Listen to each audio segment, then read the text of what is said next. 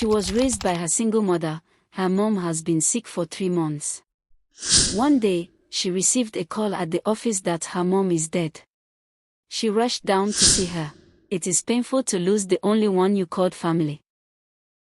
After the burial, she cried bitterly, wondering how to cope without her mom. Alright, I know you love that story and you want to create this kind of story. So if you're interested in creating this kind of story, do subscribe to this YouTube channel because I will drop in tutorial on how you can develop this kind of story. So let me show you how I did it. I went to ChatGPT and I gave it a prompt for it to develop a lady for me that I will use as my cast. Alright, so ChatGPT gave me this image. Alright, you can see it's very beautiful. So after this image, I tried a couple of times before I was able to get this. So what I did now, I have to animate this image. All right, so I now took it to hailuoai, and then this is a website. I'll drop it in the description so that you can have easy access to it. I took it there and I gave it a prompt. All right, so what I did, I actually wrote the prompt out, and this is the prompt I wrote. So let this image pick a phone ringing in an office setting, right?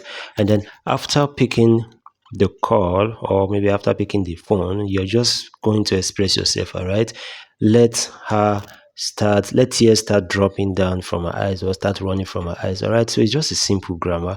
Just put a simple grammar to this hailuoai.video. It's going to give you exactly what you're looking for. It's very simple to animate. All right, then you're going to select the image. After selection of the image, you're going to upload it, allow it to run for some while, and then hit create video. Right, so immediately you hit create video, that thing is going to be set for you.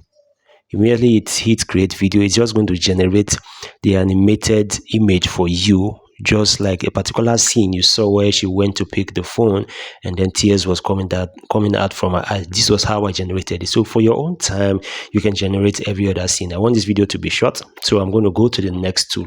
Now the next tool is called clipchamp. All right, this tool, it's what I use to animate the voice. If you listen very well, the voiceover is like an African accent, and you know it's rare to get that, but we have it now. So that tool helps you to really animate voiceovers, most especially for Africans, right? You want an African voice to be the storyteller of it. So when you go to the website, ensure that it's on landscape. All right, ensure that it's on landscape and it's on desktop mode.